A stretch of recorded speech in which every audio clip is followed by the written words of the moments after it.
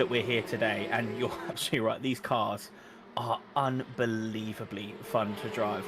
I'm really, really excited for this track. It's like a clean slate. You know, we've got people that we see week in, week out. We've got a lot of hypercar drivers in here today as well. So I'm interested to see how they do with the GT3 machinery. We're on board here with Matt Malcolm right now, who is rapid in these things. I've done loads of dailies with this man in GTEs. He loves these cars. Is Will Stevenson going to take that pace that he has from ACC onto LMU? How are our top hypercar drivers like Louis Curtin and Van der Vecken going to do here today? There's just so many unknowns, which leads to so much excitement. Absolutely clean slate indeed. It's, you know, just a nice fresh start. Kevin Boss, who's the event manager who created this season, his sort of thought process, which I absolutely love, is, all right, most of these cars in this sim, no ABS. The only things that do are the LM GT3 cars. And this is about as easy as you're going to get as far as a non-ABS car. They're fairly soft compared to any other of the prototypes that are in the sim, and really forgiving in a lot of ways, and they're quicker down the straight, a bit more horsepower than an LM GT3. Lap times end up being very similar, in some cases within a tenth of each other through a lap, and it's such a good circuit to start off with. So many people love it.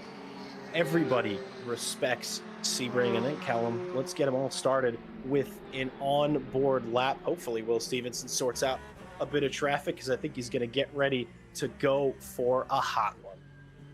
Yeah, setting himself up perfectly here on Sunset, making sure he just turns that in so he can get on the power as easily and comfortably as possible as he goes up through the gears into fifth gear now, probably going to get sixth under the Cadillac bridge, and now he's going to spot his braking point down one, maybe two gears, carrying as much mid-corner speed as he wants, spots the O barrier, and then back on the power. Has he got it? He's stuck it well. So easy to run wide here. Now into the technical section here of sector one, trailing it in about second gear here. Now back on the power, over that curb again, off the throttle, and just patience, patience, patience, and then straight on the throttle.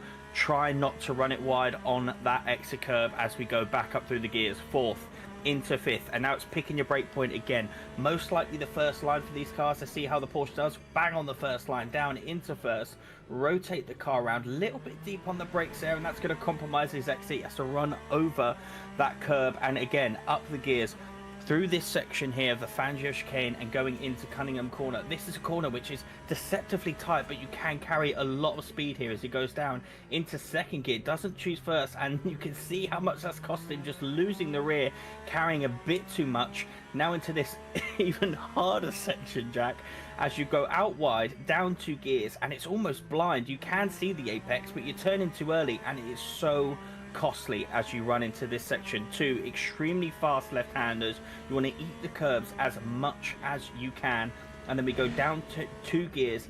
Again, don't lose the rear through these two corners as it's massively costly. He keeps that nice and tidy through there. Up, down one more gear, cut the curb as much as you dare on the throttle early, because if you miss it here or run a little bit wide, that's going to cost you the whole way down this straight line. And we're going to go into Sunset Bend, one that has claimed many, throwback to an LMP2 race we had recently, and I'm sure will claim many more. So pick your braking point about the 100 board, break it in while you're turning. You can see how much that cost him as he just clicked a bump there, but you want to just angle the car, brake in as much of a straight line as you can, and just use and carry as much mid-quarter speed as you can. Pick your apex, foot on the floor, and just hope you don't outride to that barrier.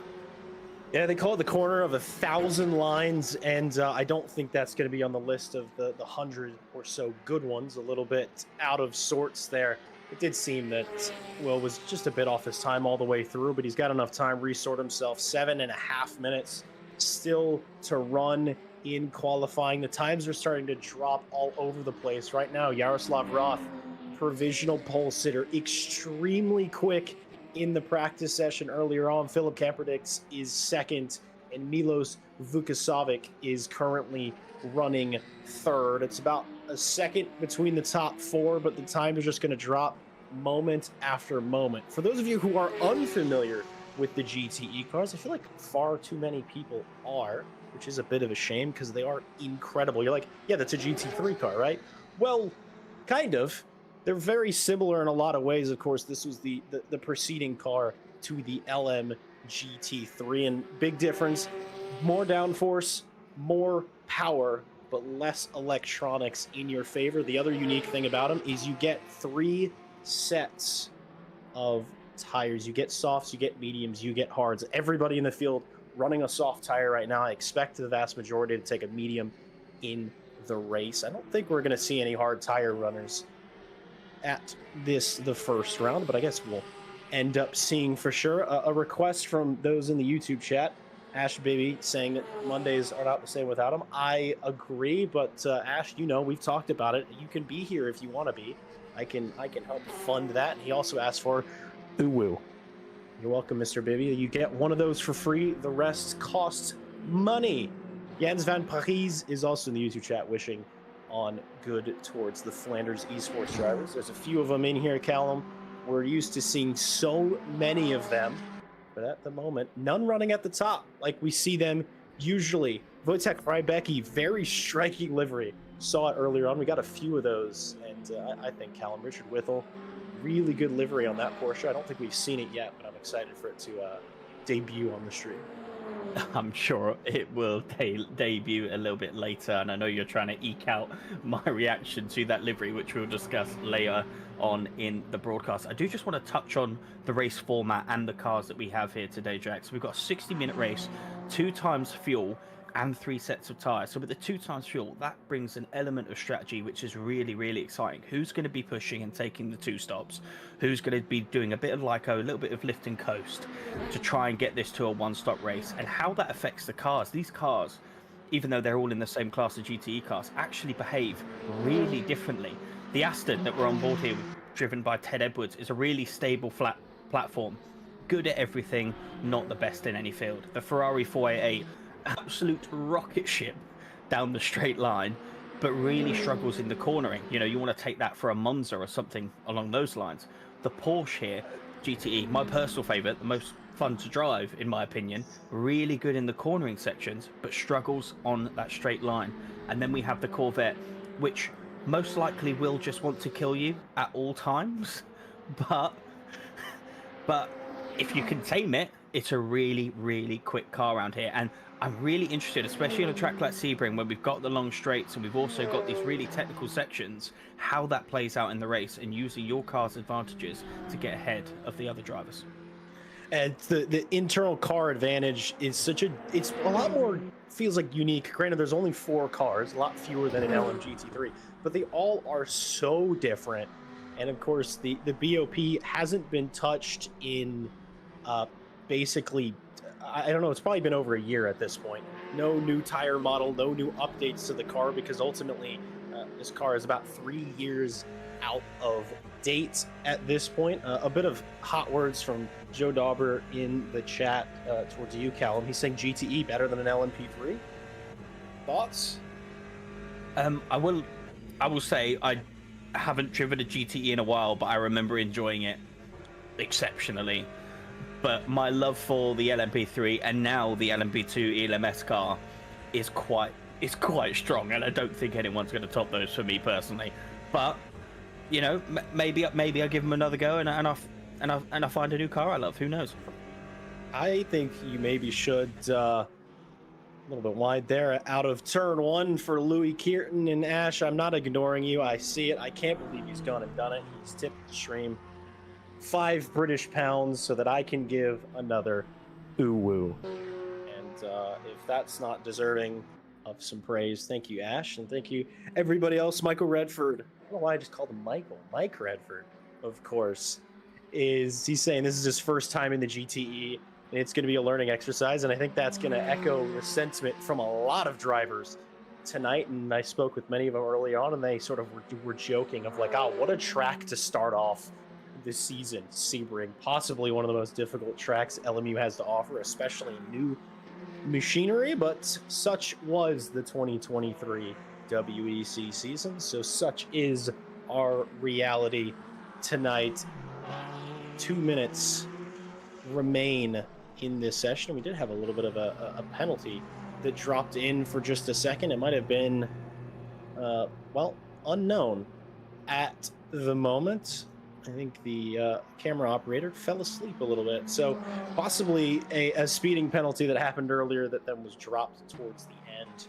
Keith Whittle maybe realizing that, stopping, slowing down, and returning to garage. Those penalties, not as big of a factor in qualifying, but in a race, Callum Carrigan, that could hurt a whole heck of a lot. I don't anticipate drive-through penalties tonight, but I think I anticipate, or drive-through penalties from track limits tonight, but I do anticipate maybe a penalty or two from speeding, maybe cutting the white lines on pit entry. Callum, I know everybody's a big fan of the pit entry here at Sebring. I thought you were about to expose me for my recent drive-throughs that I've got in some team events on this sim, Jack, but you're absolutely right. Probably one of the toughest pit entries that we have. You actually be coming up to it now with Nico Kumpu. You'll see a white line come up on the left-hand side of the screen now, just below, keeping that corner tucked in. And then the line is just after you go in, but it's such a sharp corner. You can't go heavy on the brakes, because especially in these things, you're going to lock up, slide out, lose your rear ring and the barrier. But you've almost got to brake, turn, and then brake, all while trying not to speed. And also, when it comes to the fuel calculations, the pit is not where the start-finish straight is.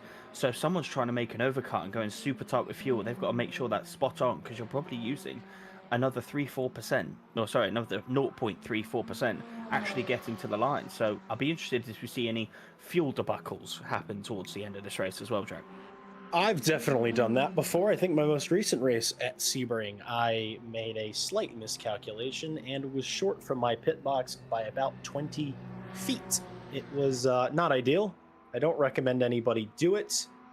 And we are getting to the very end of qualifying. It seems that nobody's here to challenge Roth for pole at the moment. Will Stevenson, though, is on an out lap, but if he hasn't crossed that line to start a hot lap before the end of the times, which actually it's just switched over, so maybe he might be on one final go. Emo Plata here is getting ready to cross the line. A couple of improvements throughout the lap gets them up a few positions into 8th place overall. We're still waiting on Milan Vatravakin and Wojciech Rybecki.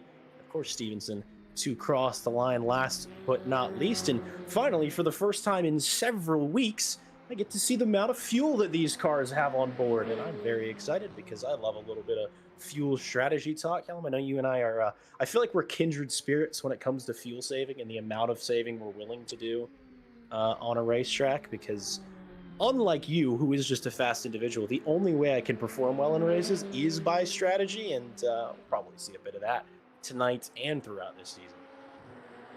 Well, Jack, for one, I'm hoping to learn how to fuel save better, because it's definitely a weaker part of my game. I can sit there and fuel save. I'm telling you, I'm lifting 50 meters before everyone, especially in these LMP2 races, and they all pit the same lap as me. I do not know what I'm doing wrong when it comes to Lyco, as the final laps are coming through now. Will Stevenson fast on ACC and looking rapid here on LMU, currently sitting P5. Everyone in the box. This is the last man to cross the line. Jay Roth taking pole with that earlier lap we saw. Joe Dorber, fast in every sim, fast in every car. Absolutely. There goes qualifying immediately, flipping over to the race session, which means we possibly won't have our proper qualifying results graphic. We'll see if that spools up. If it doesn't, do not fear. I have the names in front of me, and those are incorrect, which do not worry about that, ladies and gentlemen. The order is as follows: Yaroslav Roth on pole position. Joe Dauber joins them on the front row. Thomas Kalberg is in third. Philip Kamperdix is in fourth. Will Stevenson fifth. Louis Kirton sixth. Zeno Vendrisha in seventh. Emo Plata in eighth. Matt Malcolm ninth. And Milos Vukasovic is your top 10. Riesenhauer 11th. Badowski 12th. Vander Vecken 13th. Rybecki 14th. Whittle 15th, Boss 16th, Figaz in 17th, Nico Kumpu 18th, Ted Edwards 19th, and Reese Wilkinson, your top 20. Ricardo A. Marquez 21st, Randy Daytona 22nd, Grim Lilith 23rd, Fabian Richter 24th, Peter Varga 25th, Keith Whittle 26th, Mike Redford 28th, and Tiago Policarpo, your 28th and final driver of the night. This was almost going to be the first time ever that we had everybody in the server show up, but we're just one car short. But 28 cars Callum Kerrigan in a GTE race. I don't think I've ever seen that many of these cars are sharing one bit of circuit, and I am so unbelievably excited. Yeah, excited is a complete understatement here. Look at that. We've got a Porsche, a Ferrari, and a Corvette all in the opening shot. It's extremely close here with the fastest Aston only sitting back in P6. 28 GTE cars are on this field. It is going to be incredible, Jack. I genuinely can't wait for this. I'll let you take it away for lap 1. I'm hoping we will make it through T1, but Sebring does bite. Absolutely. They're going to need to take it calm. They're going to need to take it reasonably safe through the fast first corner. RCI's officially turned the page. We're here for LMU for Monday championship race. A few more moments and we will go green for the first time. Welcome back to 2023, ladies and gentlemen. This is round 1 of 7, and here goes Roth to take the start of this race. Joe Dauber joining him, a pretty clean getaway from the pole sitter. Looks too wide between Kalberg and Dauber through turn 1. 3 wide, maybe. There's the first one. Porsche on the inside. Most of them are making it work 3 wide. 2 rows back, and everybody just about making it through turn 1. I don't see any cars facing the wrong way, but here we go to turn 3. It starts to get a little bit twisty, where everybody sort of needs to start lining up. Joe Dauber on the attack on the pole sitter immediately. We saw the tire graphic up a moment ago. So many different tires from all these drivers, far more than I was expecting here tonight. But the Ferrari 488 GTE, a monster in a straight line versus the Porsche. Here comes Joe Dauber into turn number 7. First time into the hairpin, not able to make it around the outside, but there goes Joe Dauber. Excuse me, that wasn't Joe Dauber, that was Luke Kieran. Team on the brakes. It was Joe Dauber. I've been calling him the wrong name the whole time. Joe Dauber, team on the brakes. It's Thomas Kalberg that's been fighting for the lead of this race, and that was about as calm, save for that turn 6 incident we've seen at Sebring in a while. A little bit of hip and shoulder from the leaders of this race, and it's turned right back. Roth says, nope, we're not doing that here today, sunshine. I'm keeping where I'm at. Yaroslav Roth holds on to the lead through the first half of lap 1. Yeah, an incredibly clean lap 1, an incredibly spicy lap 1. Shoulders and elbows are out here. Louis Curtin up 2 spots. Now attacking Will Stevenson into these 2 sections of 2 fast left-handers. He's not going to get the run into Goodenbin Bend. It's been an incredibly clean lap 1. I gotta be honest, I wasn't expecting this at all. Gutted for Joe Dauber to outbrake himself into that corner, dropping all the way down to 16th. But we know he's got the pace, and we see it time and time again. Joe Dauber loves fighting through the field as Louis Curtin looks like he's got the legs on the Porsche, and the Ferrari just so quick down the straight. They go side by side into Sunset Bend. Are we going to see a change from the lead? He's got the overlap, Coburg, and he gets it down around the outside of Sunset. An incredible move. We have a new leader here in the GTE Masters. Immediately, the Ferrari 488 showing what it's good at. Straight line speed. It's going to be the story of the season, I think, is who's going to be able to outpace this car. It seems to be the quickest of the GTEs. Porsche desperately good in the corners, just like the Aston Martin, but you can't hang with the Ferrari on the straight. A late dive and a good lunge from Louis Curtin on Will Stevenson to take 3rd place. No, that is not an Aston Martin Formula 1 car. This one is far faster than that. The battle's going to continue for the top 4 as they go the run turn through turn 5 down into turn 6. Yet again, it's all going to be about the brakes. I think Joe Dauber unfortunately realized how different it is, as Curtin maybe having a look to take 2nd away from Roth when he learned how different it can be on a different set of tires on full fuel on the brakes without the assistance of ABS. It's going to feel different every time. Louis Curtin looking again as they get into tower turn, and just about got it done, but the track comes back left. Good for the Porsche, and here comes Will Stevenson. He's having a look on this fight. He's thinking, maybe I can get through, but it's still Curtin and Roth side by side all the way through, and he's through. Callum Kerrigan, I like these cars. Oh, this is absolutely incredible. Difference of tyre strategy, difference of what the cars can do is making some incredible racing here. Louis Curtin looks like he's got an unbelievable amount of confidence on that brake pedal right now, and I do think he's running a harder compound to Roth as well. From memory, looking at the screen earlier on, Kalberg is on mediums, Roth is on the soft, and I do believe Kjartan is either on a medium or a hard tyre. So this harder compound at the minute is clearly doing well. And well, I was wrong. Thank you, Cormac, our broadcaster, for immediately proving me wrong there.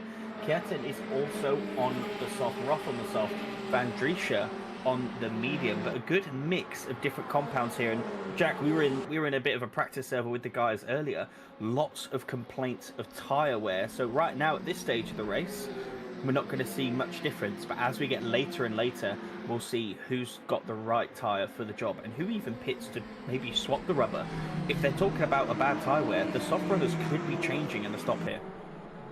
Possibly. Temperature's another factor. 47 degrees Celsius on the racetrack. That's just a typical afternoon in Central Florida, but it might be, if they can look after their tires, I think the softs might be able to hang on, but if they start overworking them, if they start overheating them, I think they're going to find a bit of issues. The top four still all over each other. Zeno Van Driesche leads the group behind them. They're all starting to close up little by little on each other, and I said we wouldn't see any hard tires in this field. Philip Camperdix, currently in 9th, is running on the hard, dropped a few places from the start, and I think that that's showing that perhaps it's not quite hanging on through the start of this race, but they're going to guarantee they'll be okay throughout the race itself. Louis Kjartan, maybe not a qualifier, but really has the race pace at this stage in the Aston Martin, possibly going to look for a chance at an overtake. I think the important thing is he knows he's racing a Ferrari. He watched him go through a couple of corners and he thinks, I got to make this happen. Tell him, I think, in the middle part of the lap, if he wants to make this stick, because even though he's this close coming out of the mall corner, I don't actually know if he's going to catch this Ferrari. Yeah, this Aston is just oozing with confidence right now, and I think what we're seeing is that difference in tyre. The soft runners have clearly fired up those tyres a lot quicker than Karlberg in the medium, but how long are they going to last? Kjartan, unbelievable amount of confidence. It seems like through the mid-corner and under braking, he is just dominant right now. Karlberg hanging on, almost a cork in a bottle for these top four runners, and Aston's even got the legs in the slipstream. Is he going to go for it through turn one? Karlberg side by side. Is he going to stick it round? He might go a bit wide here. He does go a little bit deep. That compromises his exit, and when he can go on the power, that means Kjartan gets the lead, and Keith Whittle there already being lapped because of a penalty that we saw at the start of the race, getting well out of the way of these front runners. I was going to say, it was about to be a really sketchy scenario, but pulling over like that as Whittle did, I think that's really the right thing to do. Emil Platz, I think, has just gone round. He just dropped a couple of positions. He's back moving again.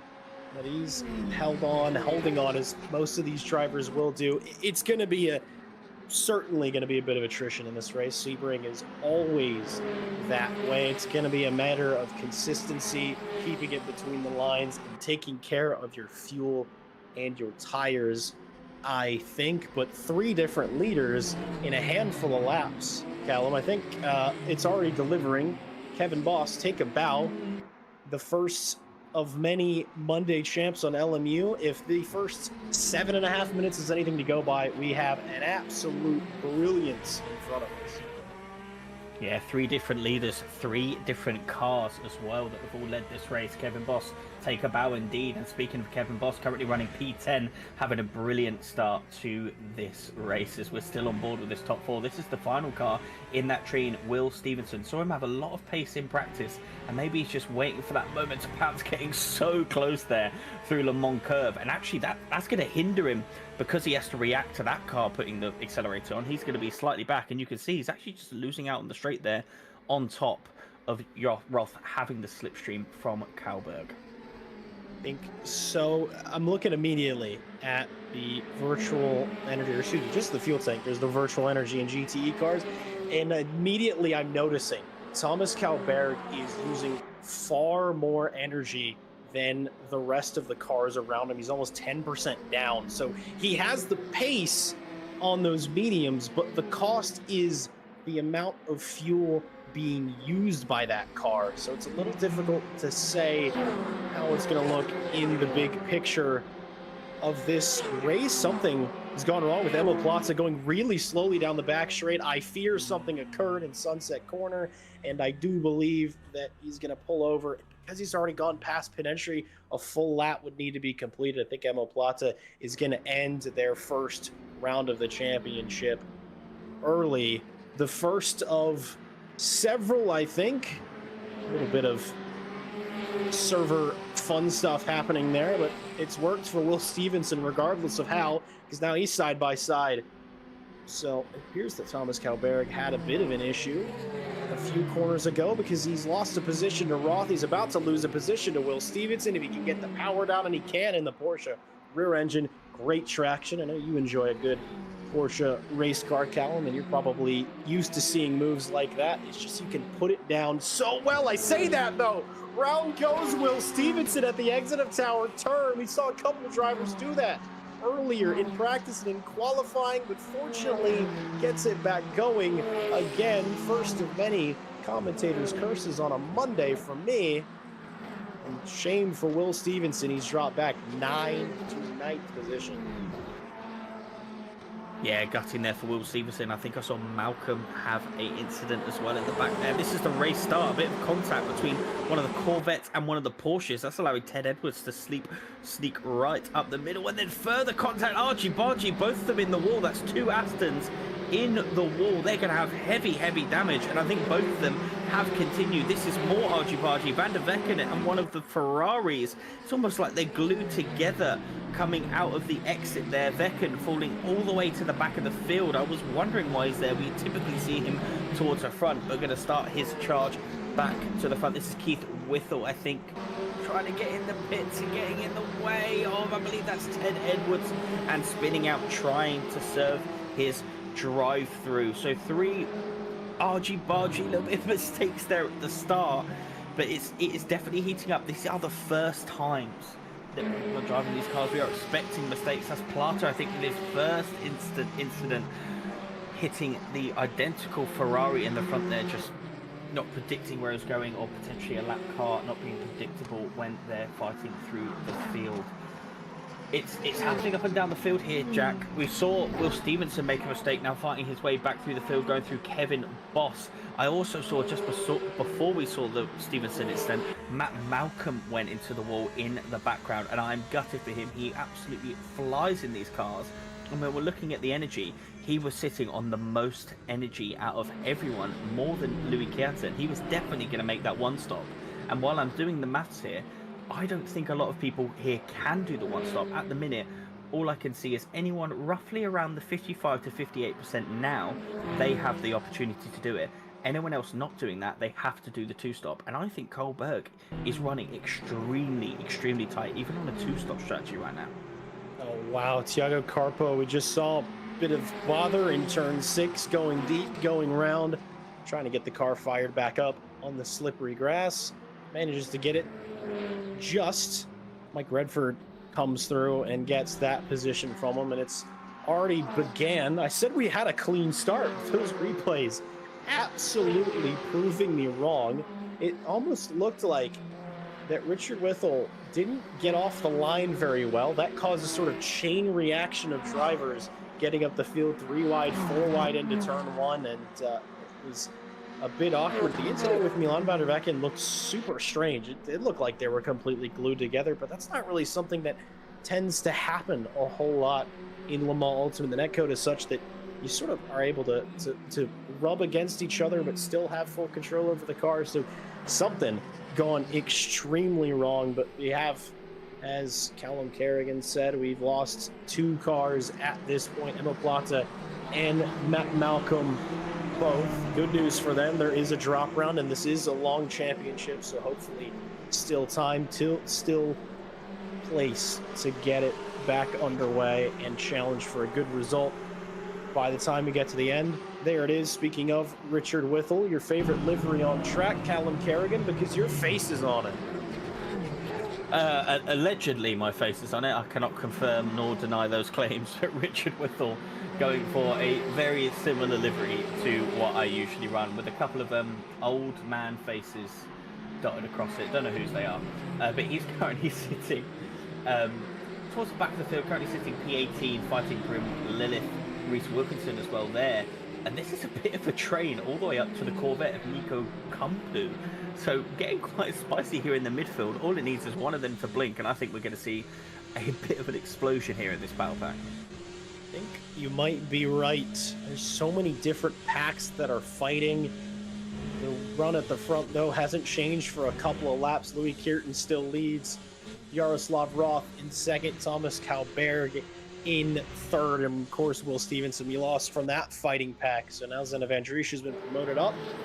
Already the first pit stop getting underway. I'm thinking that's because of damage. Surely Milos Vukasovic has enough energy, but is going to peel in regardless. So something's probably broken in that Corvette. Maybe trying to come off sequence, knowing that a two-stop needed to happen. Maybe take that first stop early, get a new car, and then be able to finish it with just one more. So maybe that'll work out, but a deep undercut like that is bold for sure. Yaroslav Roth just reset the fastest lap of the race, is closing closer and closer up to Louis Kierton at the front of the field. Those two, I think, are going to be a pair to watch throughout the season. Two identical Corvettes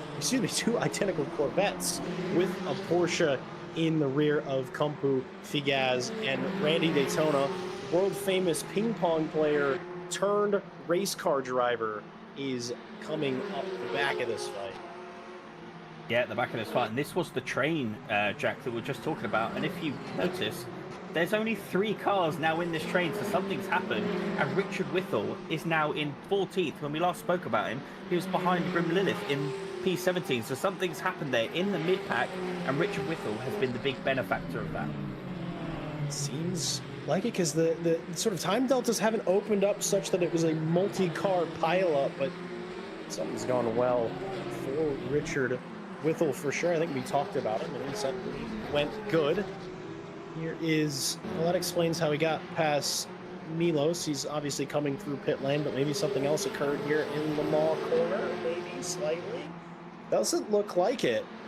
So somehow, some way, he's made up a few positions in a few moments since we're talking about him, but I'm doing the mental math too, Callum, and I think you're just about on the money about strategy. I thought it was going to be a fairly simple one stop with a bit of saving. You see a bit of tire smoke there, Corvette off the road, and here comes maybe more with Grim Lilith. You can see a lock up there. We're going to see 2 cars off to the right. We are. So right place, right time for Richard Whittle for sure.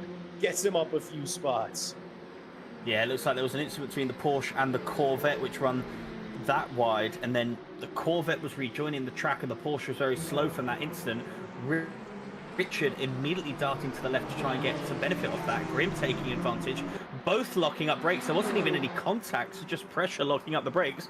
And Richard Whittle will take that position. Signed, still delivered. Thank you very much. I think they're starting to feel what it's like to run these soft compound tires. As soon as you lock them up a little bit, it's going to keep happening. Nico Kumpu, though, sneaking up the inside of Gebes Figaz. Cleanly and sweetly, running on the back for a while, and honestly probably just losing time at that point, getting the move done and dusted. You say, oh, they're probably teammates. No, surely they just picked the same livery, as there aren't actually that many on offer in the base game of Le Mans Ultimate. But the lockups are coming thick and fast. That was a lot of what I was experiencing when I was driving around during an early practice session, and I found it very difficult to take care of all 4 tires. Richard Whittle, though, dropping down the order. Big yellow flag for them. I'm wondering if something maybe in turn 7. Seems to be on the curb. Just a tiny bit. These cars do pretty well on curbs, Callum, but I think that was the perfect storm of wrong curb to hit. Rear engine car, a little bit of inertia coming out of the corner, and it was going well until it wasn't. Yeah, you're absolutely right. That hairpin at the hairpin turn, aptly named, is such a deceiving corner, because, you know, we are on a hairpin. It's a heavy braking zone as Nico Kumpu makes a mistake, and Figaz and Daytona get the pass through a Le Mans curve. Nico Kumpu, an absolute rapid person on ACC, feeling the burn of not having ABS on this corner. But back to Whittle's crash, that the braking zone at the hairpin turn, you're so deep on the brakes, but you actually open up very early because you can get on the power deceptively early at that turn. It sort of hooks you in with the curb, and then you're almost straight lining. So on the surface, and we're about to go up to it now with the leading pair, it is a hairpin, but because how that sort of kink opens up, you're on the power a lot earlier than you expect here. And you can see right now, both of them on the Lyco, heavy on the lift, into the braking zone, and look, they're on the throttle before they're even halfway in the corner, before the apex, to get as much of a run as they can into Cunningham Corner. Early power is everything here at the circuit. And interestingly, I don't know if all setups on all these cars were like this, but I was running an esports setup, and I know for a fact that it was the case in the Ferrari and the Aston Martin. They had maximum TC all the time. So there's 3 sets of TC in these cars on LMU. There's traction control, your overall setting, there's the cut, and there's the slip. So for those of you who were wondering, it was 838, which is maximum on cut, maximum on the overall TC and the TC slip. So a lot of mashing the throttle out of corners in these cars, and it feels oddly appropriate, and it's fairly safe on the rear, relatively. It's about as safe as you could hope to be at Sebring. A little bit of happenings in the mid-pack. Philippe Camperdix trying to fend off Joe Dauber, but no, actually I think that might be Keith Whittle, who's trying to sort of unlap themselves, find their way through the pack, because that's Rybecki ahead, and Dauber would be the car behind, unless it is Joe Dauber. Yet again, I've done him twice today. What's going on, Callum? Apparently, I'm just unable to figure out what car Joe Dauber is driving. So that is Rybecki. Then we have the car that's a lap down Ted Edwards, but we know he has a lot of pace, which is why he isn't like letting cars through. He wants to try and unlap himself. Then we've got Camperdix. Then we've got Joe Dauber. So, and I feel bad for Camperdix.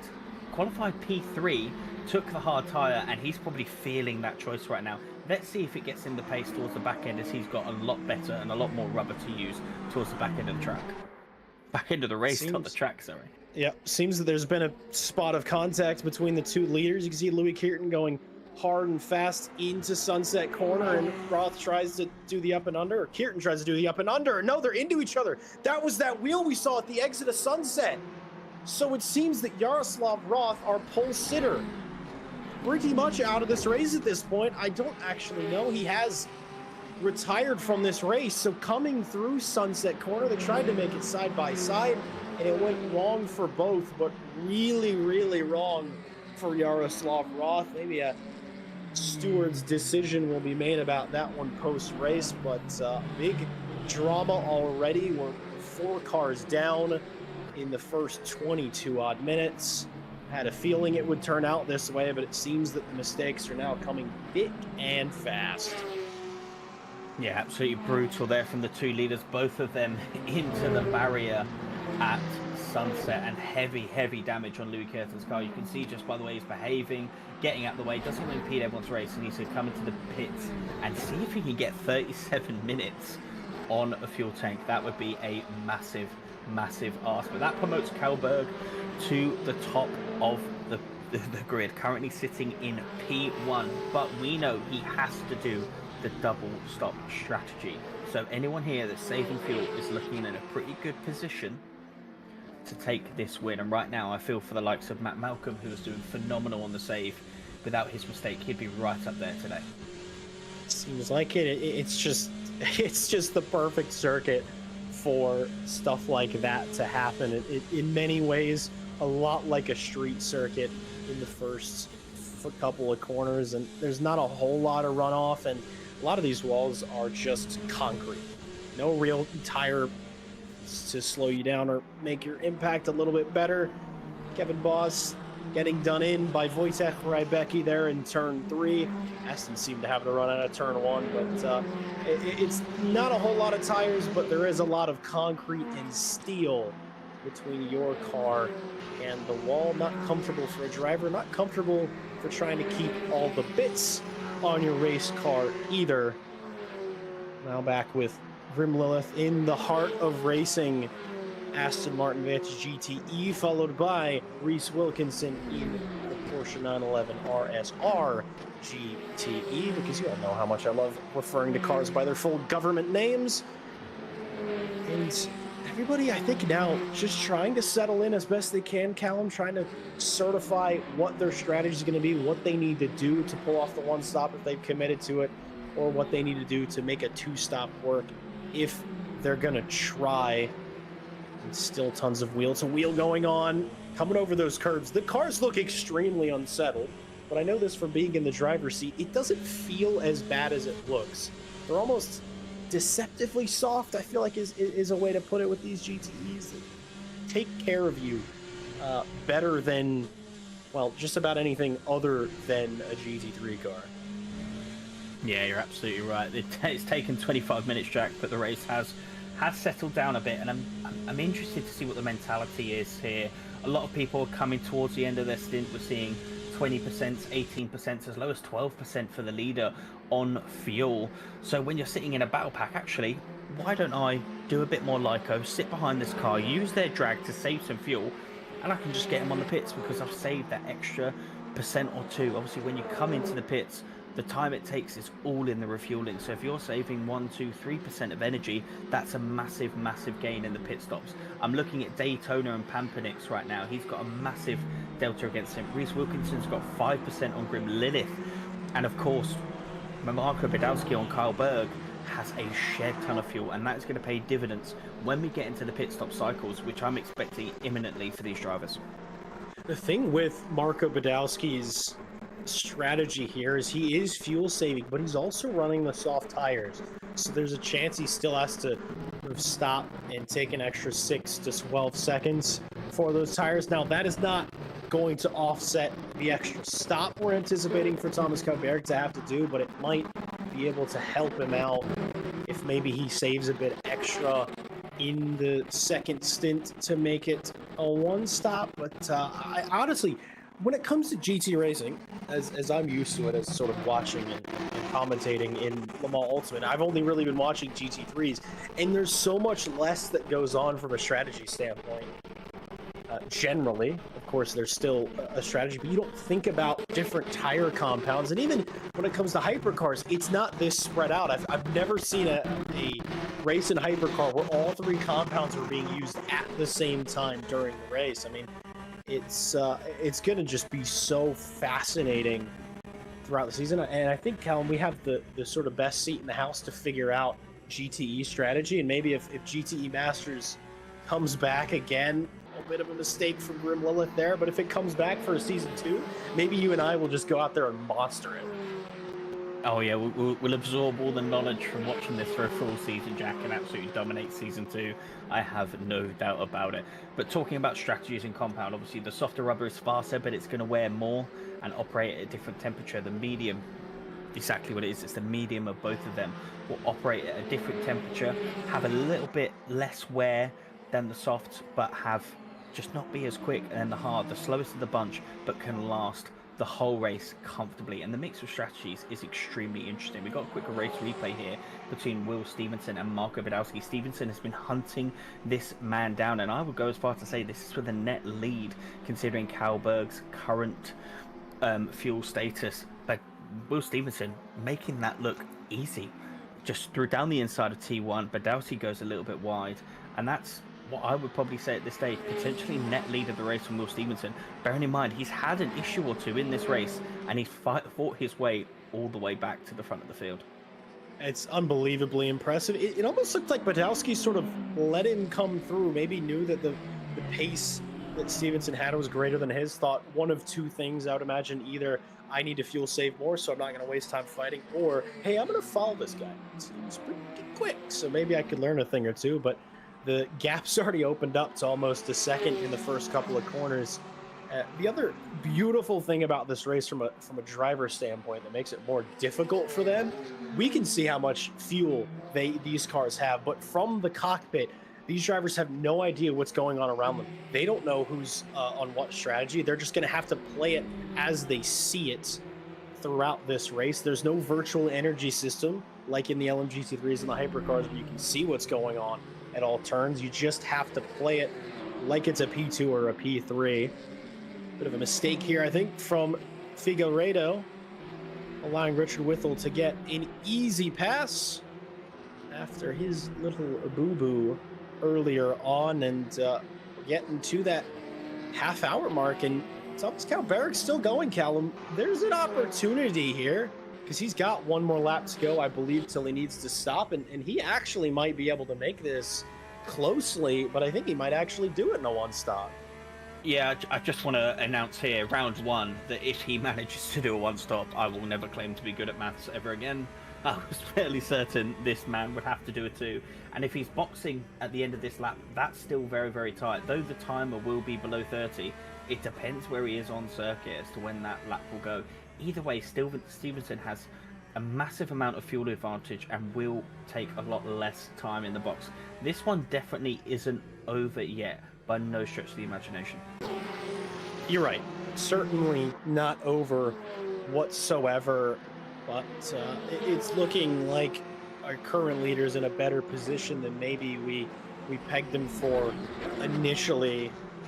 I'm just wondering, you know, if these drivers stay on softs, they're certainly going to be falling off towards the end of this race. The pace advantage, or the pace difference in these cars versus on a full tank of fuel versus once you get towards the end is so different as well, that there's almost a factor that could bring a driver like Philip Camperdix into this race a bit towards the end. He's on the hards. He's sort of struggling with them now pace-wise, but now meaning that everybody ahead of him, maybe they need to take tires. Maybe those tires fall off a cliff in the final few minutes. He might be able to come through.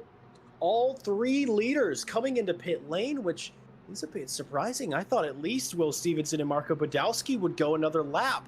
Joe Dauber, though, has the only one who managed from the lead pack, Callum, to make this extra lap go. I mean, it is difficult to save fuel on 2x fuel. You learned that from the previous season of the LMP2 Sprint Series, and well, you're going to be learning it a bit more on Thursday, but I'm very, very surprised by how different this looks. Yeah, very interesting. Dauber, Kumpu, Wilkinson all getting the extra lap. Joe obviously having that incident in lap one, probably thinking what could have been with the pace that he is showing right now and going the extra lap. He was just behind Kevin Boss in P6, so net P7. This extra lap could put him into P6 and then start to hunt down Becky. The leaders are starting to come out. That's Will Stevenson coming out of the box right behind Kallberg.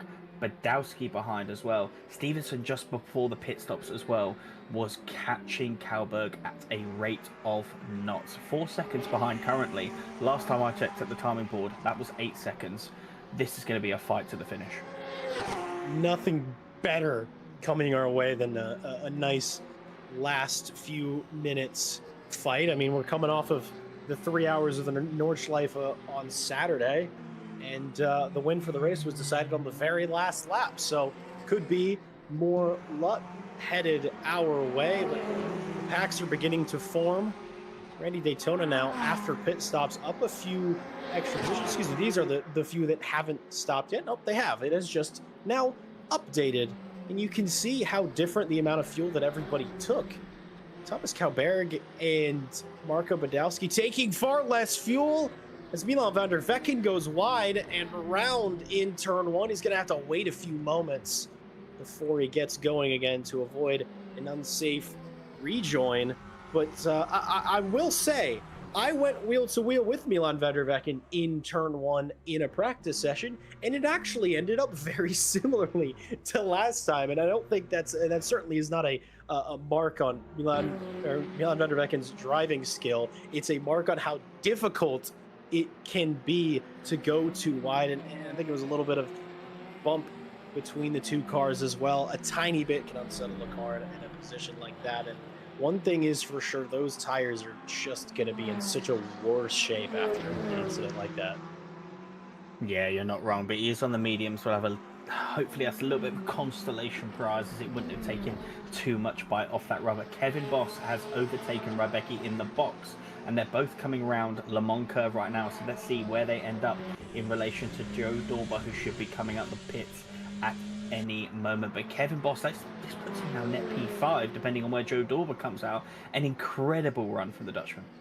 Absolutely beautifully ran so far. And there's Dauber coming out.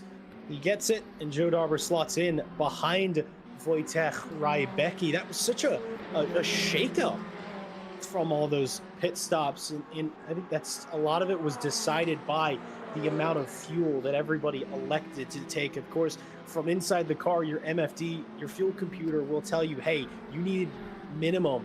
In these cars, it'll tell you the amount of liters to take in these cars. And, well, a lot maybe electing to go for that. Maybe they did their own math, but it could mean because Will Stevenson took so much extra fuel, he can push harder, and he's probably under a bit less pressure. And for those who followed him, Wojciech Rybecki's the same way. Took a lot of extra fuel compared to Boss and Dauber ahead and behind. So sort of late race surge from these two drivers we might expect to see.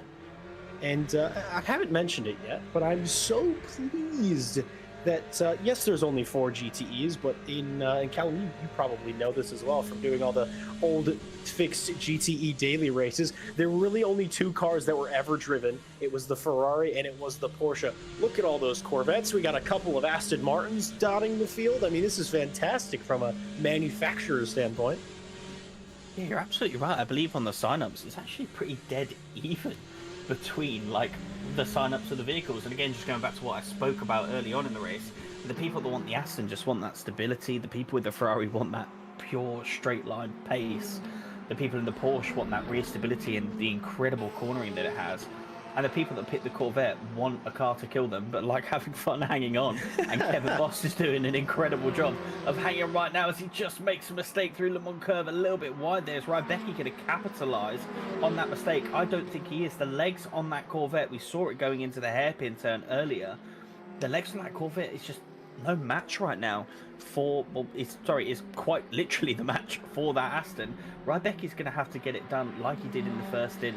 He's going to have that run through turn 1 and get it into turn 2, I feel. Use that cornering and that stability of that Aston to get the run into a following corner. We're coming into T1 now. Is it going to happen? It might. I think it's going to happen soon. If those soft tires are still hanging on, Rybecki's got the natural grip. Corvette going a little bit wide under the grass a little bit.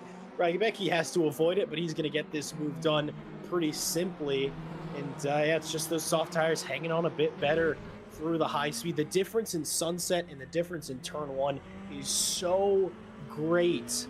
But of course, the trade-off for the ones on the mediums is hoping that they'll hold it on a bit longer and they won't overheat or be quite as temperature sensitive as the softer tire. Joe Dauber now just sort of sitting, waiting, watching. You know there's going to be an opportunity and he's going to be ready to seize it.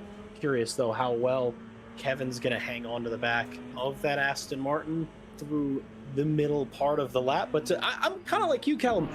I don't know what is the advantage of the Corvette. I know it's quick and it can be quick, but I have no idea why.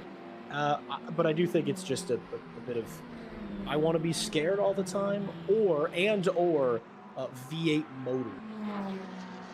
V8 motor indeed, absolutely rapid in the straight, similar to the Ferrari, just a lot more difficult to control. And he's not as quick as the Ferrari down the straight, and he's not as good as the corners as like the Aston and the Porsche. And it's just very difficult and challenging to drive, but extremely fun, which is why you see so many pick it. Some people just want to have fun. I know Kevin loves a challenge when it comes to controlling a car. Same with Kumpu, they just love to have fun and enjoy themselves. That's what I love so much about this community and the people in it. Is a lot of people just here to enjoy themselves. They don't want to get the win week in, week out. I mean, you see Joe Dauber starting from last just because he wants to fight, he wants to come through the field. It's all about fun, and I think the people that pick the Corvette are probably opting for a little bit of that right now. But clearly, it is absolutely rapid. I mean, Kevin Boss sitting in P6 here, but the whole front of the field, all the way to P2, is within that pit straight, that from Sunset Bend to turn 1, you can see all the way from P7 to P2. It's actually really close. It is absolutely superbly impressive. It's Cal Berg that really has the biggest margin from the rest of them, and he's at the lead of this field. And you're absolutely right. The sort of level of let's just enjoy ourselves in RCI is awesome. And even those who come to win day in and day out stay because of how fun it can be. Lilith there thinking about a look on Richard Whittle, probably surmising better of it, maybe not quite having the legs to get alongside. So I've now created a bit of spice in my head with the Corvette. Of course, that's the C8, the first mid-engine Corvette. There isn't a lot of people, when it first came out, they're like, huh, it looks like they're trying to make a Ferrari. And the way you just described the GTE car makes it sound like it's a diet Ferrari GTE car. So I don't know, something might be there. Milan van der Vecken, though, is, well, he's in his garage. That's where he's decided to end up. That's coming out of turn one and into the grass, and round it goes. He tries to catch it, but it just keeps spinning round. And I think at that tune, he had already had a spin. His tires were already shot. It's probably too much of a handful to drive. And in the words of an incredibly wise and beautiful man, Callum Kerrigan, when the fun stops, so do you. You're absolutely right. Don't know who said that, but they couldn't be more correct. Van der Velken just deciding that's enough incidents today. I've just seen Richard Whittle fall down the order a little bit there and then gain back into P14. So clearly some action happening in the middle of the field. And here it is, 3 wide here for P14. Grim Lilith, Richard Whittle, and I believe, sorry, forgive me for the pronunciation, Richard Whittle thinking, I choose life, I don't fancy that, thank you very much. Grim Lilith, being the big benefactor, finds himself up into P14. We joined sort of mid-action there. The last thing I expected to see was cars going 3 wide, Jack. Absolutely, and we saw Grim Lilith, he waited and he didn't take his moment into turn one, and now it's all came good for him. You can see a sort of poor exit from both the Porsches, and look at the grunt from the Aston, just get up and go, able to make it set and sit in again to be unbend, and now is ahead and through the 2 and into 14th. Extremely tight stuff. There are not a lot of places outside of the 2 main straights that you can go 3 wide at Sebring, and they managed to do it right in the middle of the lap. Here's Kevin Boss and Joe Dauber into turn number 7, into the hairpin. The Boss with the inside line is able to hold on to it a little bit longer. I said, how well is he going to be able to hang on to Wojciech Rybecki? And the answer is ish, but not quite. Now Dauber's thinking, might be able to size this one up and get a move going. I feel like we're back to Imola multi-sprint. I believe it was the previous season of the multi-sprint series or Friday championship, where it was raining at Imola and these two were basically glued to each other for majority of the race. And I feel like they're probably gonna end up being glued to each other again for the final 18 and a half or so minutes. Nico Kumpu, Randy Daytona, a lockup from the Porsche, I think, but he still managed to make it stick down into tower turn. That was very good stuff from Randy Daytona, and Kumpu saw it coming, tried to defend the best he could, but he wasn't able to do it. And these soft tires seem to be hanging on at the moment. More 2x2 action. Mike Redford, Peter Varga, both in Ferraris, both into tower again. And they're making it through pretty well, just about. Behind them is the Corvette of Vukasovic, excuse me, but a nice tidy move by Redford. He said he's going to be learning today, and well, that's how he learned how to make an overtake at turn 10. Yeah, it's incredibly brave to make any kind of move into tower turn. You're constantly loading up the left-hand side, and then you've got to straighten the wheel out on the brakes and try to follow the camber of that corner. It sounds easy. These drivers make it look unbelievably easy, but it is one of the hardest corners on the circuit with a monstrous curve on the inside. You hit that curb, you are losing a ton of time and maybe even bouncing off the racetrack. Peter Varga tucking back into Mike Redford's slipstream, but Mike Redford covers that off beautifully into sunset, breaks far later and deeper into the corner. It looks like he's got P17 covered. For the moment, he does. When it's Ferrari versus Ferrari, it's less about that straight line speed. I mean, of course, Varga's in this slipstream, but it's not as powerful. A super late lunge into turn 1. Almost gets it alongside, maybe gives Mike Redford a little bit of scare, because it looks like he almost backed off mid-corner to allow him space, but a little bit more locking up from Peter Varga, and Redford's still able to hang on to it. And I don't think he's going to be able to run away because Varga says, nope, come back. I would like my position back, please. But for the moment, he's going to need to turn his sights. Actually, I'm realizing that Corvette might not be Yuka Savic. I don't know who that is, but whoever it is, they're just having a nice quick watch on this incredible fight. Yeah, I do believe that's P22 as we go back on board with Figuez and Randy Daytona. Randy Daytona making all the moves in this race, just constantly fighting through the field. He finds himself on back of the Corvette in P9. Doesn't fancy to settle with P10. He wants that extra position. And the Porsche, rapid in the slipstream, tucking up behind, darting out to the right-hand side. He's got the inside into Sunset Bend. Is he going to make it stick? Light work by the looks of it as they take the initial part of the corner, but Figuez going for the switchback. The Porsche earlier on the throttle hangs it out wide, and I do believe he's got the run, but they are side by side. Figuez going to tuck in the slipstream of the Porsche. Is he going to make that lunge into T1, try to make Daytona late on the brakes, make a mistake, but no, cold as ever from Randy Daytona. Sticks that move with, honestly, precision and just perfection, in my opinion, Jack. Absolutely. Pink car buff. The Iron Dames gets extra horsepower, don't you know? That is not the case, but I sure wish it was. We're back to another pink Porsche of Richard Whittle trying to get past Rafael Figueiredo. I'm going to apologize as well for the most certain butchering of that name. We'll get there by the end of the season, probably. But it seems that I'm like... we're going to figure it out as well by the end of the season what tire compound seems to be good at what, because they all just seem to be hanging on at this stage. We have another 15 minutes to go. There's, you know, a lot of time for tires to begin to fall off, but Will Stevenson, he's a soft tire runner. He's absolutely still tearing the circuit up. He's still putting in quicker laps than the current race leader. Here comes Whittle, though, also on the soft tire. Thinking about it, he's alongside into turn number 14, and he doesn't quite make it. He has a little bit of a shoot. That was turn 10. That was Cunningham corner.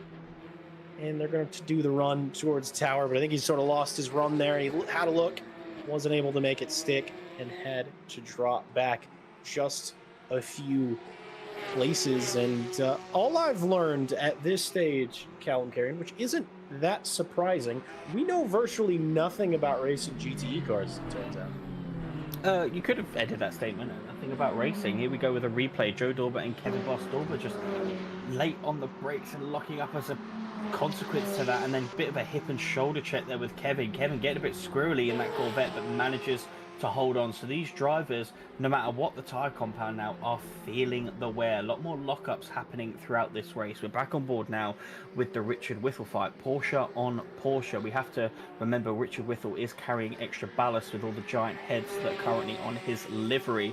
But a lockup from the 55 car means Richard Whittle is going to get a run tucking into the slipstream. Again, is he brave enough to dart down the inside of T1, make him blink, make your opponent make the mistakes? He's down the inside now. Who's going to be brave by the brakes and carry that mid-corner? The 55 is way wide there, and I think Richard Whittle gets that one done. Just, again, you get that nose into the turn one, and that can force such an error that the rubber through turn one is really tucked in on the inside of that corner. So the second someone's just pushed out wide onto those marbles, we've seen it a lot today, you lose a shed ton of grip. Yeah, he set that one up several corners before. He sort of made his move. He started his move in Sunset. He had the run and just forced the mistake out of his opponent. Braking on the outside for T1. You sort of don't know. You have to trust your opponent to turn in where you think, but you generally just have to wait until they make their move before you can start turning with them. Otherwise, you could go side to side and maybe both end up facing the wrong direction. Back to Redford and Varga. I said Varga wouldn't give it up, and it seems that he hasn't. Coming out of the hairpin, they're going to be too wide. The run down. Richter definitely just enjoying this at this point. He's lonely at the back of the field, but he's not lonely on the racetrack. He gets to watch these two go wheel to wheel into Cunningham. Here comes Mike Redford around the outside, and I think he's going to make that one stick. That was a superb move from him. There's a bit of straight line running, and Varga might be able to dive his way down into Tower, but no, he's going to back off.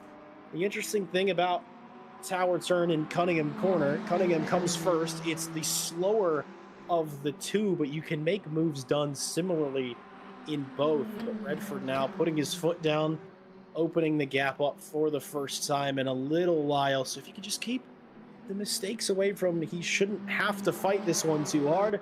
Riesenhauer now seeming to have made an error dropping down the field. It might have been a big one, and I fear it might have been in Sunset, given where these two are on the racetrack. Varga coming back in the slipstream, left, right, left. He decides to go outside, and here they come into Sunset corner, maybe an up and under from the yellow Ferrari, but not quite. Narrow goes Redford, closes the door, but I think there's going to be an opportunity here into turn one. Yeah, these guys are just back and forth right now. The fights for P17 just as good as any other fight on the racetrack. Into T1, Varga on the outside is just not going to quite get it going onto the marbles. Exactly what we spoke about not too long ago. That's going to give the Corvette behind an opportunity, but he's a few laps down. He doesn't not want to get involved in this fight at this stage. Not involved involved in an incident was Marvin Riesenhauer, and I'm slightly clairvoyant, or I've just watched this. It happened a lot. A near miss by Grim Lilith, I believe. Riesenhauer spins in Sunset, manages to avoid the wall, and what would have most likely been near terminal damage. Loses a bit of time, loses a bit of positions, but makes it out alive. I almost kind of want to trade positions here with Fabian Richter, because he's got the best view, possibly even better than ours. You can see every time he sort of gets a run, maybe on Varga or on Redford, he's happy to sit and watch. Of course, he's not racing against these two. He's not really fighting them, but at this point, he's enjoying the view as much as we are. Ferrari versus Ferrari. And they are making it look good. Here is the view from inside the Corvette. Happily running along. Ooh, look at those two. Are they going to crash? Oh, no. Oh, almost, actually. Yeah, Peter Varga there. He's making it, and it's a joke, and he got a little squirrely on that curve, but, I mean, this is good. This is a good spot. Get your popcorn if you don't have it already, ladies and gentlemen. If I was in the position of this Corvette, I'd be doing exactly the same thing right now. Get the popcorn out, enjoy watching these two absolutely go at it. Other things that are happening up and down the field, Rybecki and Dorber have now got past Van Jerisha, so clearly struggling towards the later stages of this race. Stevenson 1.7 seconds behind Kyle Berg, chipping away at that fight as we go on board. Now this is Van Jerisha. Was it a mistake that let these two through? It was. Sunset has claimed another, and oh my god, it is claimed another in a spectacular way. We can see Dorber just going through there, but I imagine that's a trip to the pit stop. I'm not sure he's going to be able to hold on to that for the end of the race. Kevin Boss catching at a rate of knots.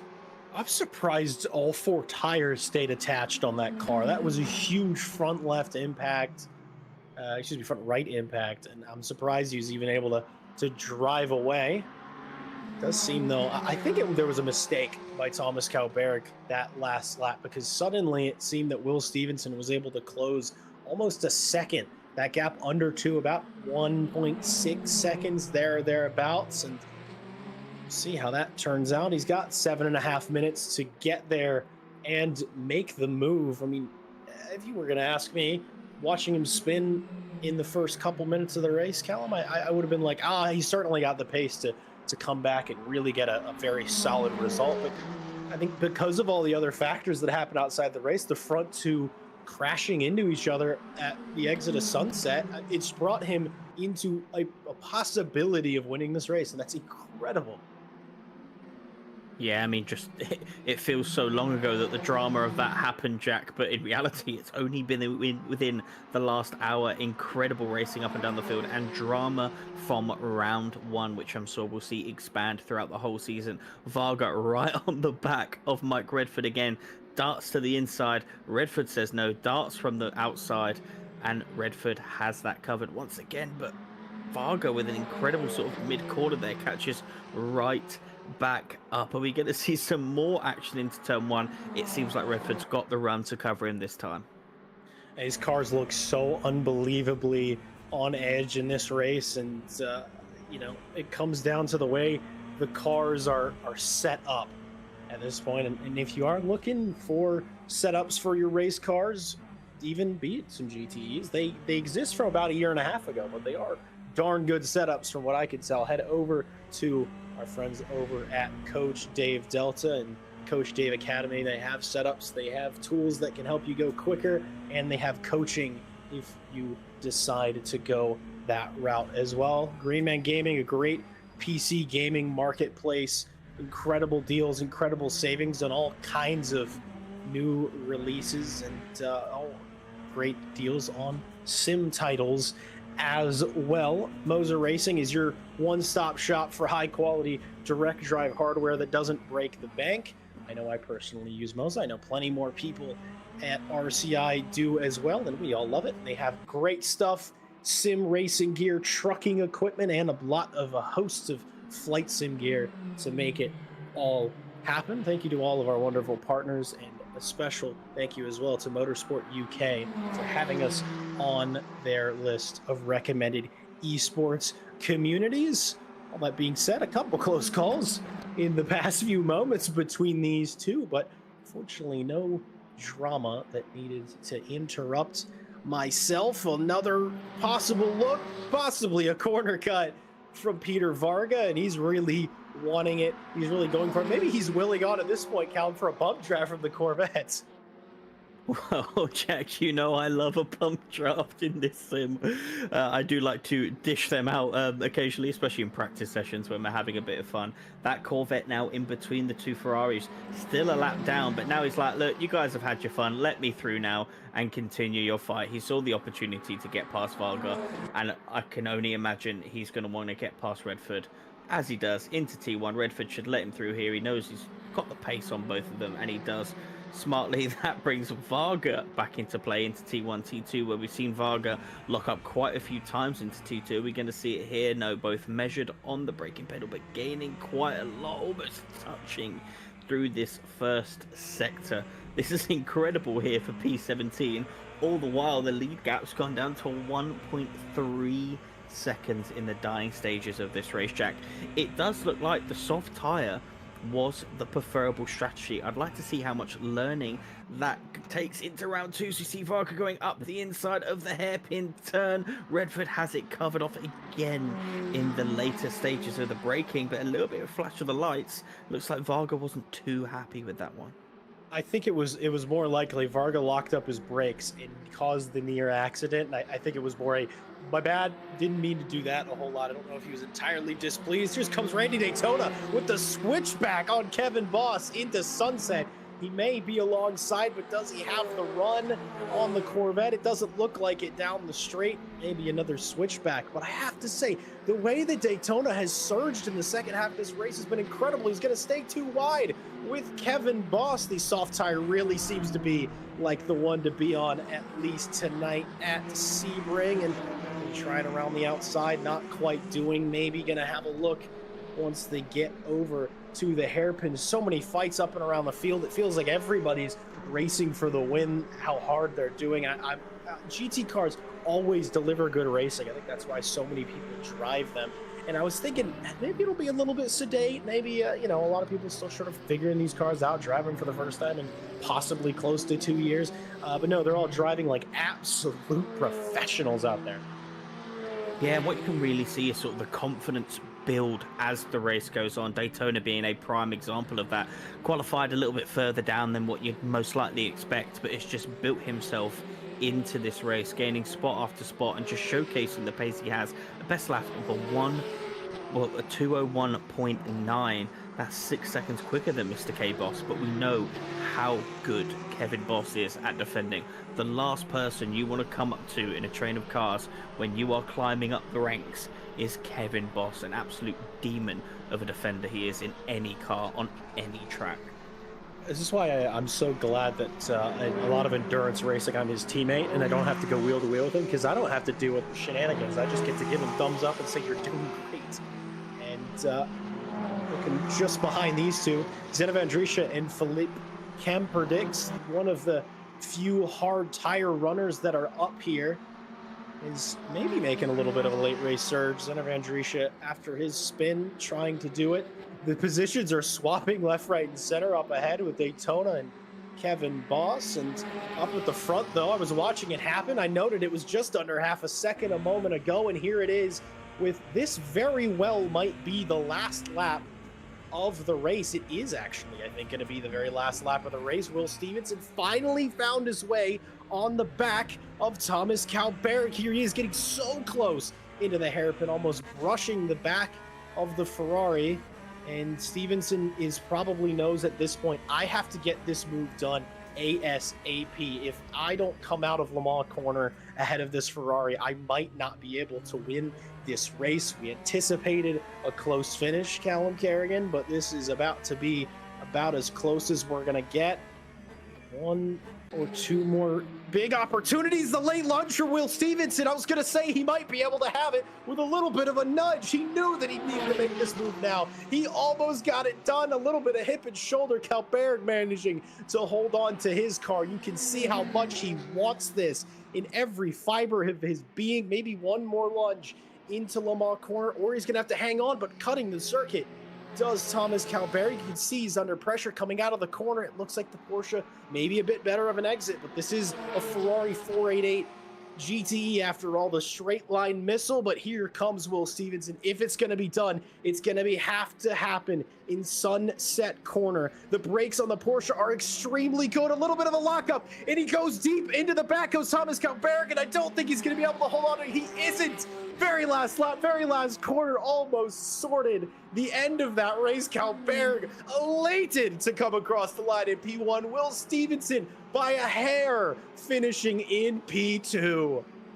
Wow, wow. What a finish to an incredible race. Badowski comes through in third. Rybecki with an incredible drive to climb up into P4. And we see Joe Dorber, Randy Daytona, Kevin Boss, Pampanix all coming through the last set of corners as well. The last lap, the last corner, Stevenson put it all on the line, went too deep, locked up the brakes, a little bit of a tap there, and Kalberg hangs on. He must be relieved. The whole last 30 minutes of that race, he saw that 8-second gap dwindle lap by lap by lap until the tension built onto that last corner. And wow, what a finish we had for round one. If this was just round one, Jack, I am seated for the remaining 6 rounds, that's for sure. Oh, that was just unbelievable. That was extremely good. Very few times do you get a finish like that. I'm so glad we got to witness this. And if you're thinking, I haven't driven the GTE cars, maybe I don't really want to drive this championship, learn a new car. Yes, you should.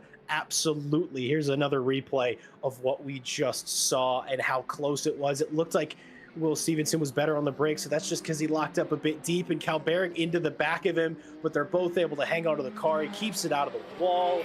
It could have been over for the pair in that moment, but they were able to hang on to their cars and finish in absolute style. Peter Varga last across the line in 18th position. A little bit of a flash to his sparring partner Mike Redford in that race. That was exceptional beyond belief. You are required by law now to join the grid, join the fun, or at the very least come watch with us next week. The results in round 1 of 7: Thomas Kalberg taking victory, fending off Will Stevenson to the very end. Stevenson, of course, finishing in second. Marco Badowski, an incredibly valiant third. Wojciech Rybecki up into fourth. So many of these drivers were sort of starting top in, just sort of inside the top 10 from nowhere. Late surges all across the field. Joe Dauber getting up to 5th after being, I think, in 16th or 17th place on the first lap. Randy Daytona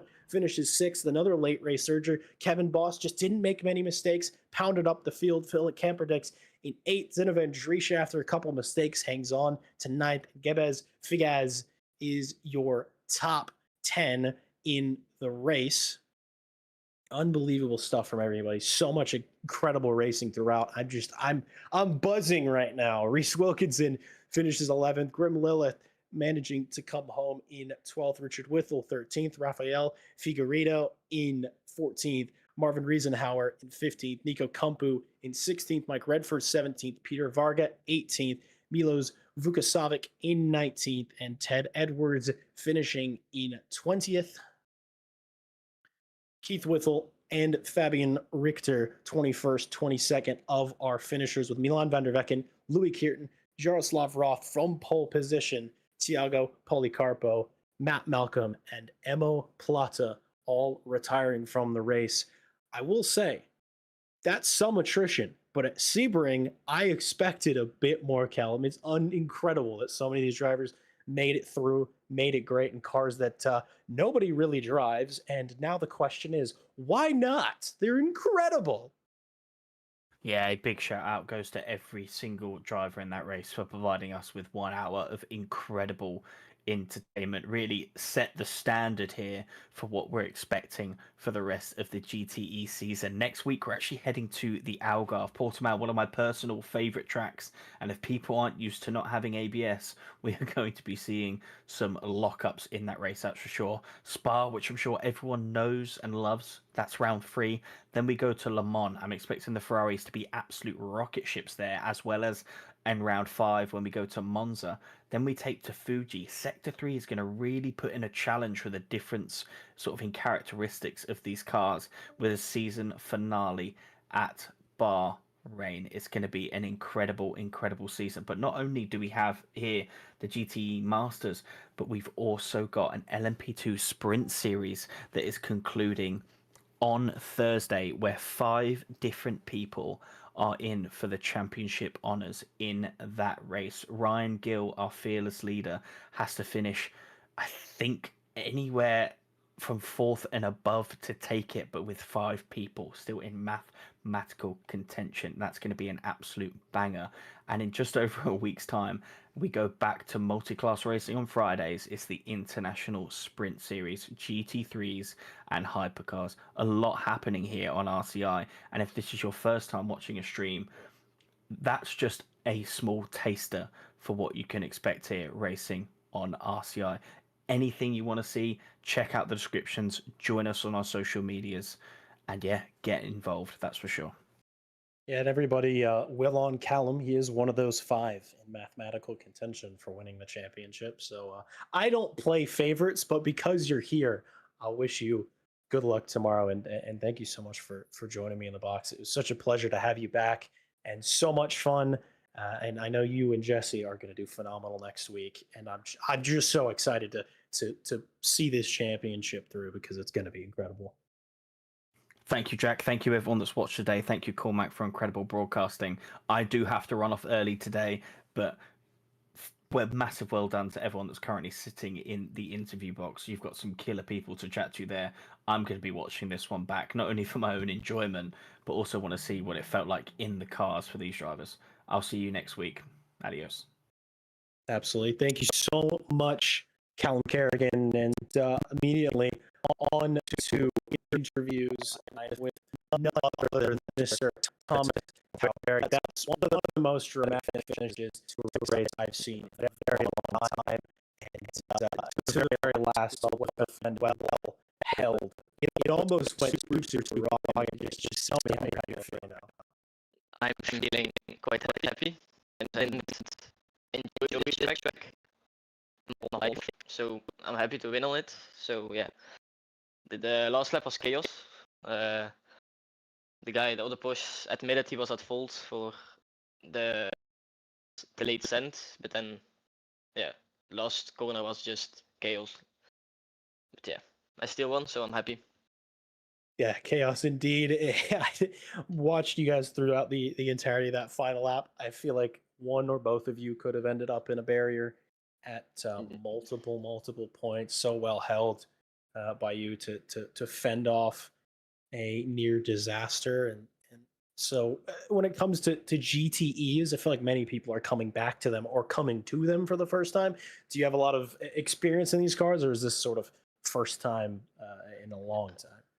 Let me say it's the first time in like a year that I drove them, so I'm getting back up to speed with it. So I'm looking forward to Monza because that's the next one I can drive. So and Monza is one of my best tracks. Let me say it like that. So I'm gonna cook. Let me say it like that and win again. Are you pleased with your car choice? I've always been partial to the Ferrari. I just love how it is a absolute missile. You feeling after Sebring? You're like, yeah, this was the right choice. It's the right choice. It's the only GTE I ever drove. But the only thing down part of the Ferrari is the fuel tank. It's 86 liters and the Aston is 94. So I had to fuel save the whole race to even make it on one stop. Didn't Like I wasn't was aware even that it was driving on that safety different. car mode. Yeah. So we were talking about it in the booth. I sort of thought we thought you were getting it a bit wrong and you weren't fuel saving because we in the booth could see everybody's fuel tank, but I didn't realize it was that different. I drove the Ferrari a little bit earlier, but that's immense. Hopefully, it's not like that for the entirety of the season because that's going to be I some. think it will. So that's quite a down part of the Ferrari, but it's the fastest car at this track. But the Porsche were like pushing like hell, and the tires just kept stayed alive. Like mine just died after 5 laps. No idea why, but yeah. Well, it was absolutely stellarly driven. It was close, but it's still a victory. So no notes Indeed. from me at all. Before you go, anybody you'd like to shout out? Just Zeno and Milan, and also Kevin, because I wasn't able to join this championship last second because of the attendance ratio, but he put it down to 40% for me, so I could join. So big thank you to him, and then Zeno and Milan, of course, my friends. Yeah, Well, thank you so much for being here. Congratulations on on winning not just round one of the championship, but the first ever LMU Monday championship race on RCI. yeah, I know that sounds specific, but I don't know. I feel like that's got to be yeah. worth something.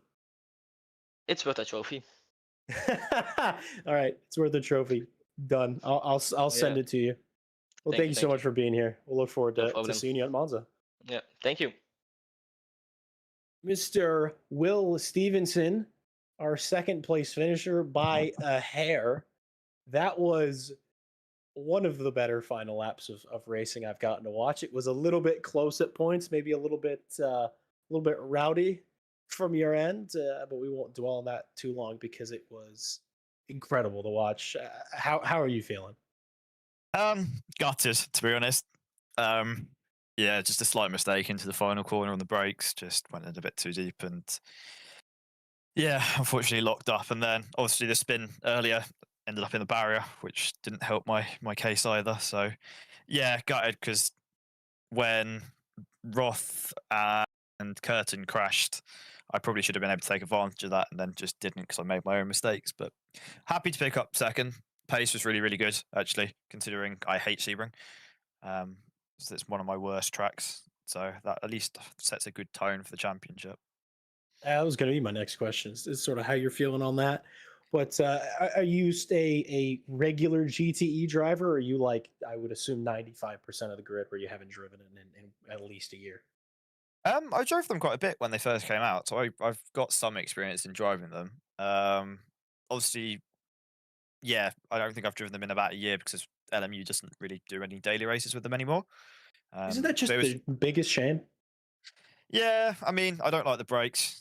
I'd rather drive a GT3 or an LMP2 or a 3 or a hypercar. So actually, big GTE fan. Yeah, okay. actually, I think I'd rather not drive a hypercar. I still prefer a GT over a hypercar. It sounds nice All though, right. so I'll give it that. Fair enough. But looking at the rest of the calendar, since maybe Sebring wasn't your can of fish, which circuit are you most looking forward to? Spa, as always. Spa's just one of my favourite tracks. Yeah, hopefully should go well there. I've always had a decent history of doing well at Spa, especially on LMU. And then Monza as well. for some reason. I just always seem to have a decent amount of pace. But I don't know. I think today I got a little bit lucky to get onto the podium with the crashes that happened up front. I think as people will learn the tracks more, it will become more and more competitive, and just learn the cars as well. I think you're right on the money with that for sure. But I mean, I think I think the Porsche was the quickest at Spa, maybe possibly. So maybe but I could be lying to you, and so don't fact check me because then you'll just be looking to be quite quick. But no, we look forward to seeing you there, and maybe one less mistake from you, and we'd be talking to you in a one step higher of a light. So congrats on P2. I Thank think you. the joy that I, Callum, and all the viewers got watching you guys battle is worth a whole heck of a lot. So thank you for that. Before you go, anybody you want to shout out? As always, you guys for putting on the races and doing the streams and everything. Like I said, it's always good to watch back the drivers, as always, for turning up. I think we had pretty much an RCI record where only one person didn't turn up that was actually signed up for the event. So that's really, really impressive and really good to see as well. Absolutely, and it's sure to be an incredible season all the way through. We look forward to seeing you on track, maybe speaking to you as well. Congrats one final time on the P2, and we'll catch you later. Thank you very much, guys. Cheers. From the top step of the podium to the bottom, we're with Mr. Marco Badowski, finished P3, slightly less dramatic than the top two. It wasn't quite a cruise to victory, though. It was nothing short of a difficult race all the way through. I mean, are you pleased with how it went overall, or do you think you could have maximized a bit more? No, I'm definitely very happy with my result overall. Like, I think, like, looking at the qualifying results, like, I had no business being on the podium just in terms of straight up pace, but like I kept my nose clean, didn't get into that many fights, and just executed my race plan. Sometimes that's all you need. You need a clean race. You need a consistent one.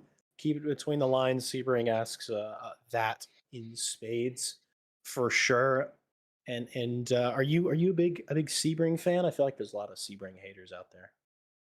No, I actually like driving on Sebring, especially like on the like faster cars, like the ELMS, LMP2s, and the hypercars.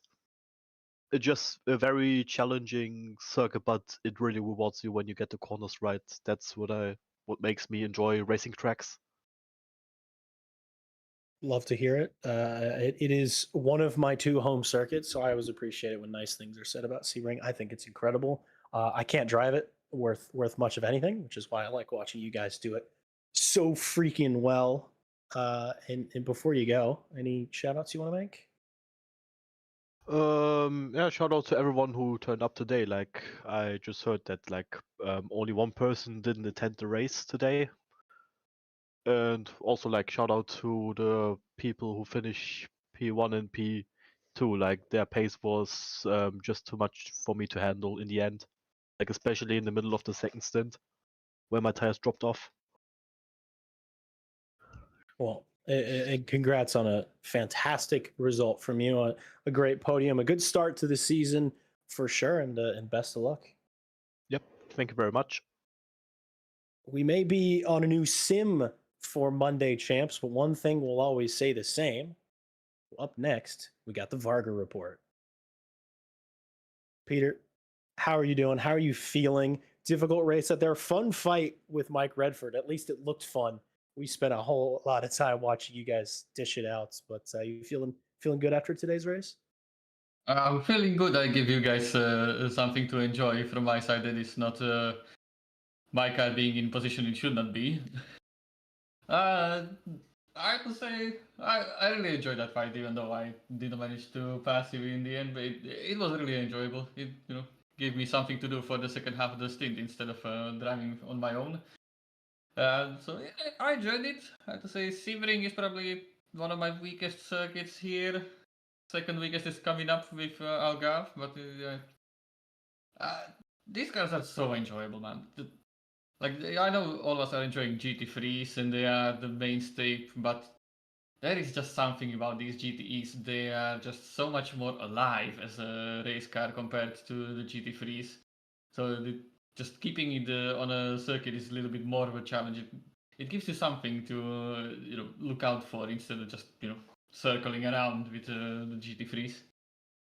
Say that again 10 times because you are speaking the absolute truth. No, I absolutely love the GTEs. I totally understand why people prefer the LMGT3s. I also understand why the championship moved away from GTEs. But they are just so much fun, and I hope. I mean, granted, I think there's now 28 new fans. Well, maybe 22 since several didn't actually end up finishing, but 22 new fans of GTE cars that have been cemented. Because they are an absolute blast. And if you haven't driven them, anybody, give it a try. I know there aren't many races that do it in, but go set up a maybe either a server or just do a single player with bots. It'll be so much fun to drive. I mean, you've kind of half answered the question I was going to ask, anyways, which is how much experience do you have in the GTEs? You sound like you're a big fan, but have you driven them very a lot lately? Not lately. I drove the GTEs early on in LMU, just when the GT3s were still. Or did I say GT3s? I don't.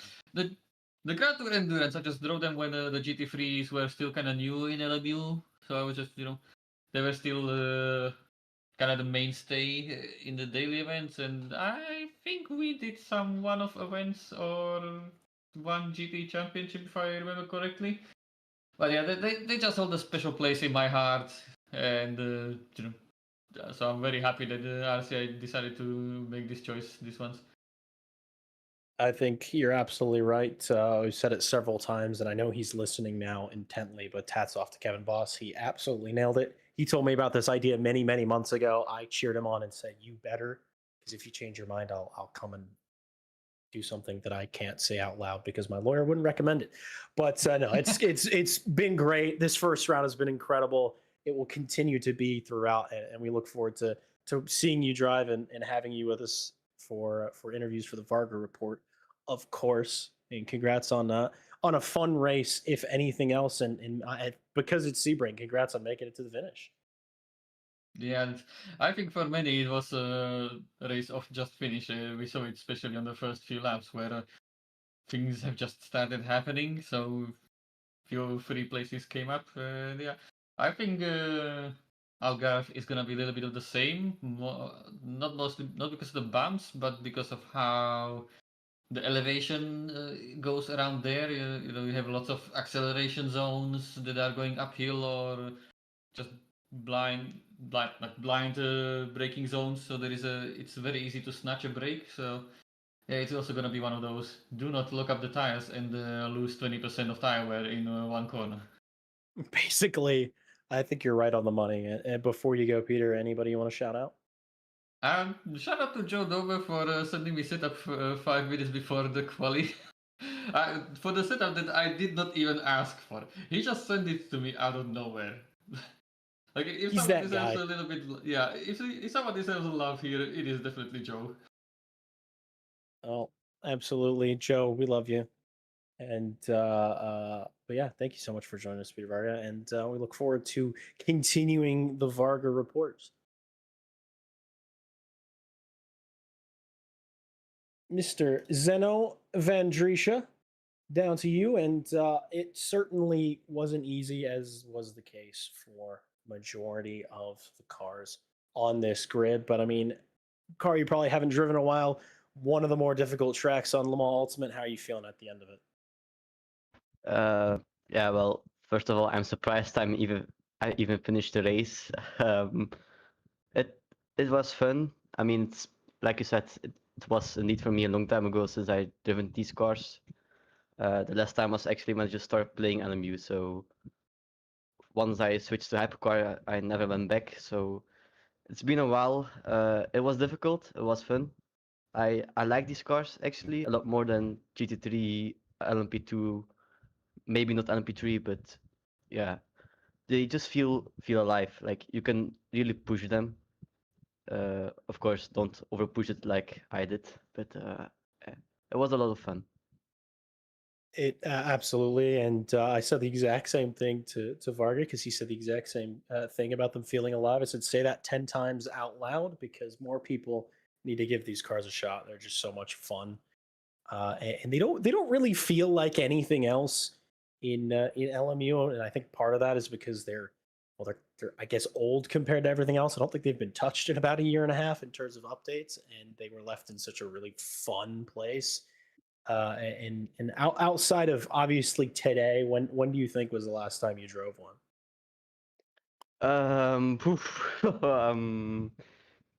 When the game released, a few months after the release of the game, or it was like the pre-build, I driven them, and then I, like I said, once I switched to hypercars, I never went back. So that's a long time ago. I don't remember a date actually. Long, but not enough. Long enough because you're back and you're enjoying it, and I think it will continue that way throughout the series for sure. And I think a top 10 from you, I think you finished 9th, is a solid result for the mistakes you made. Some of them we may or may not have seen. So sorry, Well, not sorry to blame Cormac. I think the major one was in the stream. So at the end, when I went in the wall, like I said, I'm surprised my tire didn't come off. Like that's exactly what I said. I said I was amazed that all 4 tires stayed on the car. Yeah, it was not even a small tap. It was just straight into the wall, and I only had yellow front suspension. That was it. That was my damage. That is incredible. I think you might have had a guardian angel looking out for you at Sebring tonight. Yeah, well, not that I deserved one because I killed Matt, but I mean, that's the only downside of these cars. Like, because they are old, the hitbox is a little bit weird. So if you make like small contact, you just get locked into each other, and then yeah, most of the time someone dies. So sadly, that was Matt this time. Well, I think it's one of those things that people are going to figure out throughout the season and give a little bit more space. But I will say there was a lot of wheel to wheel. There was a lot of side to side today, and hopefully it doesn't discourage great racing because we had so much of it tonight. And from you, congrats on a top 10 finish and not dying somehow in Sunset. Before you go, anybody you want to shout out? Of course, like always, everyone here in RCI. And of course, Thomas and Melon for being in the call and having fun together while driving. Well, thank you so much for being here, and congrats on again one final time on the top 10. I think that's something to be happy about, and best of luck throughout the rest of the season. Yes, thank you, Have a nice day, Mr. Kevin Boss. We've been talking about you a lot, not necessarily because of your racing prowess, but because of the championship you've put together. We were talking about your racing prowess in a good way. That's better. Yeah. We were being actually incredibly nice to you today, so don't let it go to your head. But no, it's I know you're happy with the turnout today and how everything came, and I'm sure once you watch the stream back and see the quality of racing that came with it that you didn't physically see, you're going to be extraordinarily happy. So beyond that, your on-track performance today, how you feeling? On one hand, pretty happy. On the other hand, a bit disappointed because in both qualifying and in the race, there were just things happening that were slowing me down. And then at the end of the race, I kept making the same mistake in the same corner, and didn't matter what I tried, like lifting and braking at the same time. If I went full throttle or taking a different line, didn't matter what I tried. I kept going wide. I lost so much time, and I think I could have been fighting. Actually, now look, just having a quick look, because I was fighting with Rebecca for a while. This is true. And if I didn't make those mistakes, I could have been fighting for P3. I could have gone for a podium instead. The mistakes keep happening, and I'm 7th. So on one hand, I'm fighting people that usually are way ahead of me. On the other hand, still disappointed because I know there was more in there. Yeah, fun fact, everybody. Kevin Boss didn't pick these cars because he thought it was interesting. He picked them because he's really good in them. Yeah. No, it's I think he did really well. Slander, Mr. No, sir. I've never been known to say anything rude about any of my friends. Never in the world. But no, you put on a great show today. I'm sure you, like everybody else, you probably haven't driven a GTE since at least a year. Uh, Actually, I did a 2.4 hour enduro in this Corvette. I think it's now a week and a half ago, but that was already after this was planned. So I was like, perfect little, um, yeah, practice for this championship. And I won that race overall, also against GT3s. So I had some good hope coming in here. I can still see my quality pace is a little off, but yeah, race pace wise, I think I might be able to do some fun stuff here. Qualifying's overrated, anyways. You know that I know that better than anybody else. But I mean, looking forward into the championship, saying you have a bunch of pace remaining. I mean, do you think there's going to be one track that you're either really looking forward to, or do you think you maybe really excel at? Well, I won at Spa, so hopefully I can replicate that. We shall soon see. Will's feeling pretty good about Spa too. Just letting you know. So he was saying that that's his favorite. Well, so there is the possibility of rain there, so we'll see. We'll see. ooh, a little teaser for everybody. You know, that'll be spectacular. A little bit of dancing in the rain in GTE cars. But no, but thank you for transporting us back to 2023, even if it is for a little while, and putting on a great championship and all that good stuff. Congrats on a top 10. I think anything inside the top 10 any day, if it were me, I'd be happy. So I'm going to pretend that that's the case for everybody else. And before you go, any shout outs you want to make? Shout out to the guys in VR, because some of them had a very bad race, but still, it's always more fun than just driving by yourself. So yeah, shout out to them. Always indeed. Everything's better with friends. That's a fact. And thank you, Kevin, for joining us. And best of luck on the rest of the championship. Thank you. Last but certainly not least, Mr. Ted Edwards. A bit of a tricky race all the way through. I know you're sad because you're not driving a Mustang, but I mean, as a whole, how are you feeling? Jack, hold me back. Jack, hold me back. Yeah, I would be lying if I wasn't annoyed. Yeah, that turn one incident. I'm guessing you rewatched that back. Yes. I have no idea what that driver was doing, but that gave me. I'm gonna reel off the damage. Both front suspension yellow, front bumper yellow, rear bumper yellow, left door yellow. So then, I got it going again and whatnot, and then we got round to the pit entry, and poor Keith, something happened and he went off. It went off my radar, so I was like, oh, he's probably just like slowed right down. He came back across, bless him, and I couldn't stop in time and hit him. That gave me a front right orange suspension, so I had to go and pit and whatnot. Came back out. Joe and another Corvette another Ferrari, sorry, was behind me. Joe sent it and tapped me and gave me right rear suspension damage for the rest of the race. So it's been I've been in the wars today, but I mean, I don't know what my pace would have been. I did a 2-minute 2.6, and then I just stayed on the softs. That was the whole plan.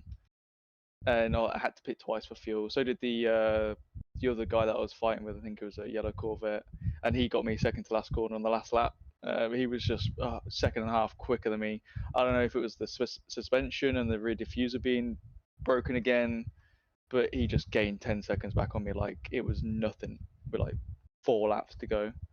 But yeah, it was something. I mean, we'll just have to see you next round.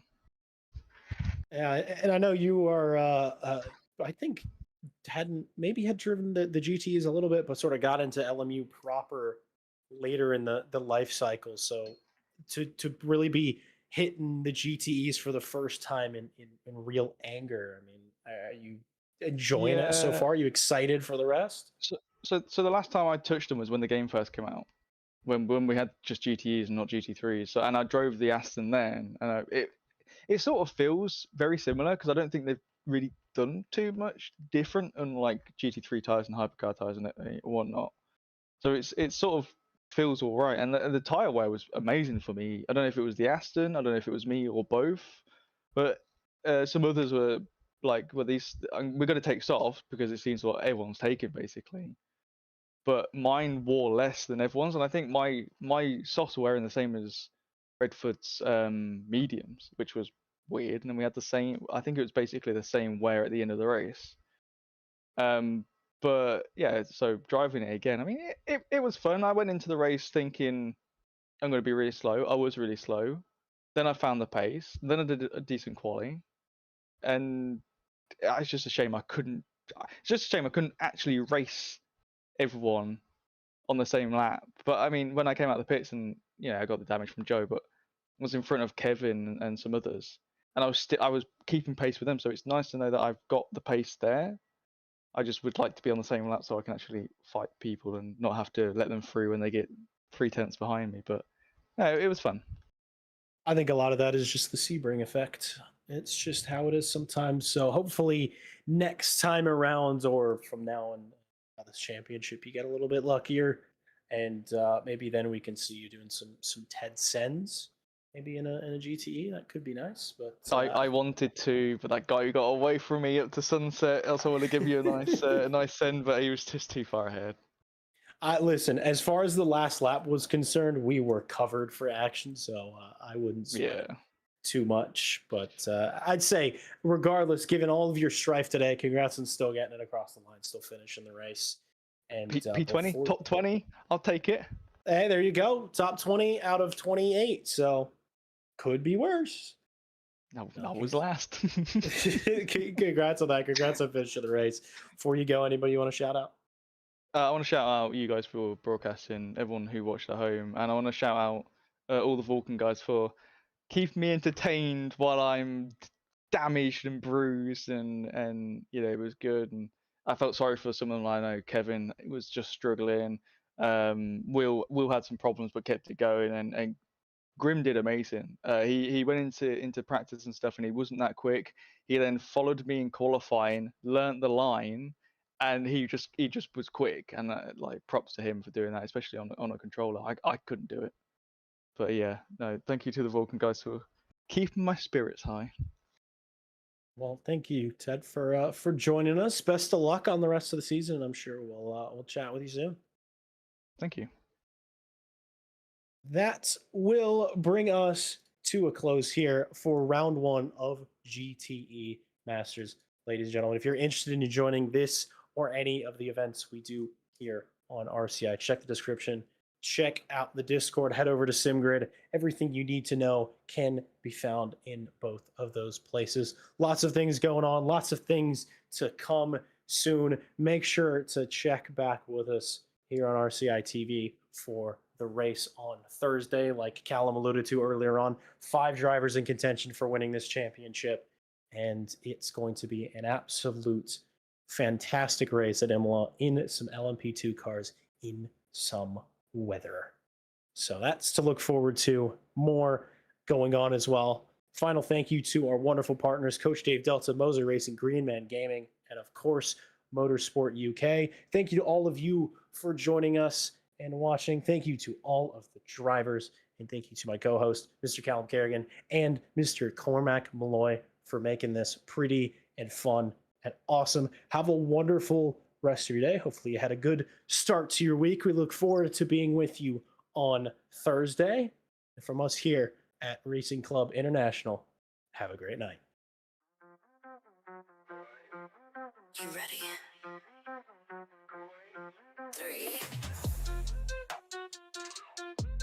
2, 1, go. Get behind the wheel, let's go. Grip the road, feel the flow. Thunder roaring, still alive. Live this dream and drive. Tires burning with gasoline. Push the limits, chasing green. One shot, don't slow. Go on, we'll take control. Engines scream alive tonight. Blazing past the red line. Outrun the night, won't lose this fight.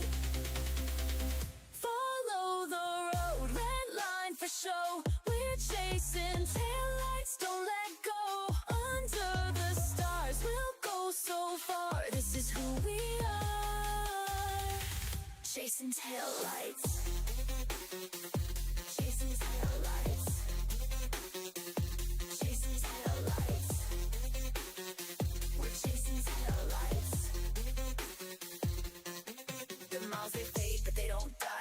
faster now, the hours fly by. Sweat and gears, hearts in sync, on the edge, on the brink. Clock ticks down, stakes are high. One mistake, we kiss us goodbye. Don't slow down, we're not done. Finish line for the strong ones. Engines scream alive tonight, blazing past the red line. Outrun the night, won't lose this fight. Follow the road, red line for show. We're chasing taillights, don't let go. Under the stars, we'll go so far. This is who we are. Chasing taillights. Chasing taillights. Chasing taillights. We're chasing taillights. Feel the rush, see the goal. Every second, take control. The world blurs, time won't wait. We rise, we fight, we